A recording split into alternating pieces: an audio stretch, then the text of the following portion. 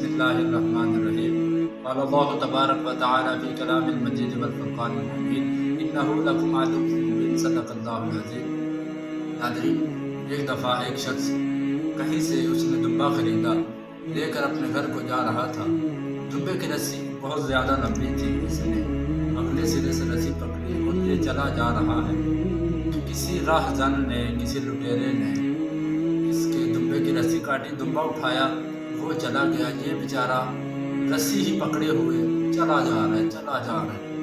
آگے جا کے اس کے ذہن میں خیال آیا، اس نے پیچھے مڑ کے دیکھا کہ چیک تو کروں کہ دمبا بھی پیچھے ہے یا نہیں۔ اس نے دیکھا تو یہ کیا، اس کے ہاتھ میں تو صرف رسی تھی، دمبا تو کوئی لے گیا تھا اٹھا کے رسی کاٹ کے۔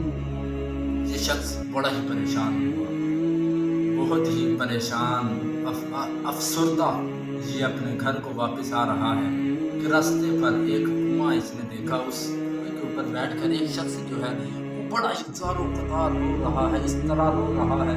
اس شخص نے دیکھا یہ بھی پریشان تھا، اس نے دوسرے شخص کو پریشانی میں دیکھا، اس نے اس سے پوچھ لیا کہ بھائی تمہیں کیا پریشانی ہے؟ تو وہ شخص کہنے لگا کہ میرا بٹوا جو ہے، میرا وائلٹ جو ہے وہ اس کنویں میں گر گیا ہے، اس میں 100 روپے تھے، جو بندہ مجھے میرا بٹوا نکال کر دے گا میں اسے آدھے پیسے دے دوں، یعنی اس کے حصے میں 50 آنے تھے۔ اب اس نے سوچا کہ میرا دمبا بھی جو ہے وہ 50 کا ہے، اس وقت کے 50 روپے زیادہ ہوتے تھے۔ اس نے کہا کہ میرے دمبے کی رقم مجھے واپس مل جائے گی۔ اس نے اپنے کپڑے اتارے اور اس نے کنویں میں چھلانگ لگائی۔ کافی دیر یہ بیچارہ کنویں کے اندر جو ہے وہ ڈھونڈتا رہا، لیکن اسے بٹوا نہ ملا۔ یہ نا امید ہو کر واپس باہر نکلا، لیکن یہ کیا دیکھتا ہے کہ وہ جو بندہ رو رہا تھا وہ بندہ وہاں پر نہیں ہے۔ اس نے دوسری طرف اپنے کپڑوں کی طرف دیکھا، یہ کیا، اس کے کپڑے بھی غائب ہیں۔ اللہ اکبر۔ ناظرین، اب جانتے ہیں اس شخص کا دمبا چرانے والا اور اس کے کپڑے لے کر بھاگنے والا شخص جو تھا، وہ دونوں جو تھے وہ ایک ہی شخص تھا، ایک ہی شخص نے یہ دونوں کام سر انجام دیے تھے۔ اللہ اکبر۔ اور جانتے ہیں وہ کون تھا؟ وہ شیطان تھا۔ اللہ اکبر۔ مولانا روم اس حقائق کو نقل کرنے کے بعد اس پر کیا ہی خوبصورت تبصرہ فرماتے ہیں کہ یہ شیطان بھی، یہ مثال بھی شیطان پر صادق ہے۔ اللہ اکبر۔ فرماتے ہیں کہ یہ ملعون اپنے دین و مذہب کے غافل بندے کے پیچھے چلتا رہتا ہے حتیٰ کہ اس کے ذکر و فکر کی رسی کو کاٹ دیتا ہے۔ اللہ اکبر۔ اور اس کے دل میں دنیا کی محبت جو ہے وہ ڈال دیتا ہے، بندہ دنیا کے پیچھے جو ہے وہ بھاگتا جا رہا ہے۔ ذکر و فکر کی رسی تو اس نے پہلے ہی کاٹ دی، لیکن جب اس بندے کا وقت نزاع آتا ہے، یہ بدبخت، یہ ملعون اس کے ایمان کا لباس بھی چھین دیتا ہے۔ اللہ اکبر۔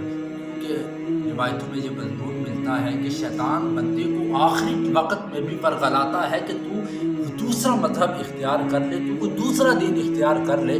تو جو بندہ ساری زندگی شیطان کی مانتا رہا، ممکن ہے کہ وہ اس وقت بھی شیطان کی مانے اور جو ہے وہ دوسرا دین اختیار کر لے۔ اب شیطان کی کیسے مانتا ہے؟ حالانکہ قرآن نے کہا اِنَّهُ لَكُمْ عَدُوٌّ مُّبِینٌ، کہ بے شک شیطان جو ہے وہ تمہارا کھلا دشمن ہے، لیکن ہم اس سے دوستی لگائے بیٹھے ہیں۔ وہ اس طرح کہ ظہر کا وقت ہوا، مؤذن نے اذان دی، تو اب چاہیے تو یہ تھا کہ میں نماز پڑھنے آؤں، لیکن شیطان نے مجھے کہا کہ بھائی ابھی کام بہت زیادہ ہے، پہلے کام کر لو، بعد میں نماز پڑھ لینا، میری ظہر قضا۔ پھر عصر کا وقت ہوا، مؤذن نے اذان دی، میں مسجد کی طرف آنے لگا، شیطان نے کہا ابھی دکان پر گاہک بہت زیادہ ہے، کسٹمر بہت زیادہ ہے، لہٰذا ابھی کسٹمر ڈیل کرو، نماز بعد میں پڑھ لینا۔ عصر بھی گئی، مغرب کا وقت آیا، پھر شیطان نے وہ وسوسہ ڈالا، مغرب بھی گئی، عشاء کے وقت میں گھر آیا، مؤذن نے اذان دی، تو میں اب نماز کے لیے آنے لگا۔ شیطان نے کہا نہیں، سارا دن کا بہت کام کیا ہے، ابھی تو تھکا ہے، آرام کر، نرم بستر پر سو جا، صبح اٹھیں گے، صبح سے نماز شروع کر لینا یا جمعے سے نماز شروع کر لینا۔ تو میری عشاء بھی گئی۔ اللہ اکبر۔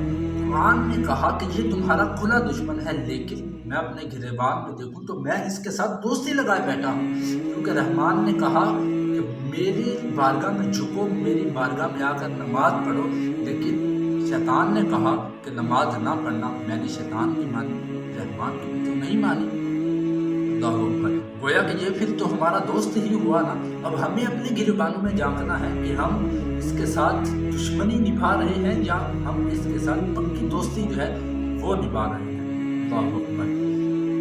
دوستو، شیطان کی جو دوستی ہے وہ ہمیں برباد کرتی ہے۔ یہ دنیا جو ایک انسان کے لیے، بندہ مومن کے لیے ایک مسافر گاہ ہے، اس دنیا سے ہم سب نے جانا ہے۔ ہمارا ایمان ہے کہ ہم نے اس دنیا سے جانا ہے، اللہ کی بارگاہ میں حاضر ہونا ہے، اپنا حساب دینا ہے۔ تو کسی شاعر نے کہا تھا کہ کتنی بے اعتبار ہے دنیا، موت کا انتظار ہے دنیا، اگرچہ ظاہر میں گل مگر اصل میں خار ہے دنیا۔ دیکھنے میں تو اس دنیا کی رنگ للیاں، اس دنیا کی خوبصورتی ہمیں پھول لگتی ہے، لیکن اصل میں یہ پھول نہیں ہے بلکہ خار یعنی ایک کانٹا ہے۔ انہی لفظوں کے ساتھ میں اللہ تعالیٰ کی بارگاہ میں دعا کرتا ہوں کہ جو کچھ بھی میں نے کہا، ہم سب نے سنا، اللہ تعالیٰ ہمیں اس پر عمل پیرا ہونے کی توفیق عطا فرمائے اور شیطان کے ساتھ پکی دشمنی کرنے کی اللہ تعالیٰ ہمیں توفیق عطا فرمائے۔ آمین ثم آمین، وما علیہ الا البلاغ۔